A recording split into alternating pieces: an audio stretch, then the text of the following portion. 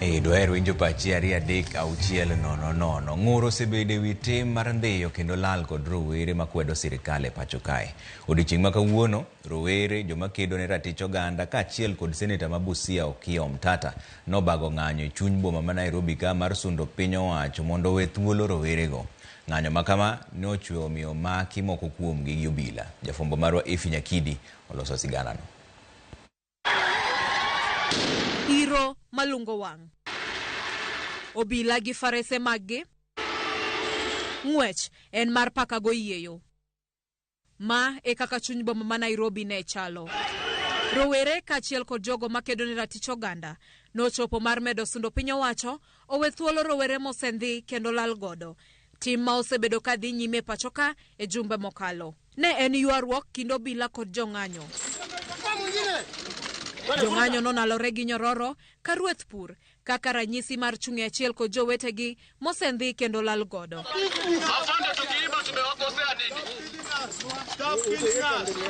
Kata odoko ni sirikal badelach, obila mane omi chik mondo pudh oko kendo keyo jong'anyogo nokobedo kod tich mayot, kendo puk nobedo mapek ne otenga ka idado nyororo kuomgi. Ka giloso, jong'anyogo chiwo pachgi ka gikwedo teko mang'eny ma obila otiyo godo kuomgi mar ni ng'anyo margi ne en mar kwe kendo dwachgi ne en achiel.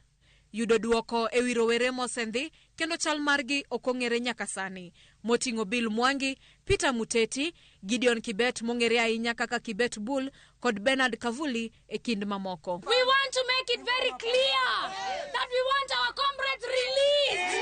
And today, we want Kibet free, we want Muteti free. And we have just witnessed the worst brutality by our Kenyan police. We have been vindicated all this time. I've been saying that police brutality, police killings, police abductions will never end in this country until we address the root cause of our problems. Gimedo ni bad migepe mopogore pachoka okosebedo katiyo makare kendo nyaka keto kenge mag neno ni chenro duto mag piny Kenya odhi nyime kaka owinjore. Institutions of this country are not working. Hata judiciary haiwork. The other day watu walikuwa na cry Martha Koome ya resign because judiciary imekuwa rotten. E kindego jong'anyo manoyudo hinyruok noyudo thieth mapiyo mar konyo reso ngimagi kama bang'e noring kodgi e ute thieth mopogore. Tuko na wazazi wetu. Kata obedo ni jong'anyo go nomako chung' mar bedo e apaya mar Aga Khan Walk nyaka migi duoko e wi chal mar jowetegi moselal godo, giko obila nomakogi kaachiel kod seneta ma Busia Okiya Omtata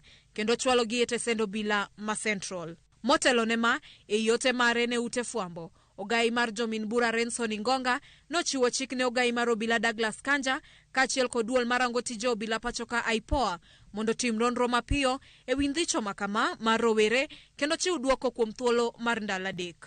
Nyaka sani, penjo maduong' en ni roweregi ni kanye, to en ng'a mandhiyo kendo lal gi rowere.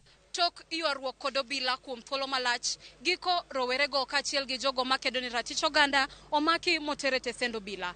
Kata kamano, pod gimako chung' ni gibiro chiwo duondgi nyaka kanyo ma giyud duoko ni rowere mosendhi kendo lal godo ni kanye. Efi Nyakidi, Ramogi TV, Nairobi. Ng'anyo mano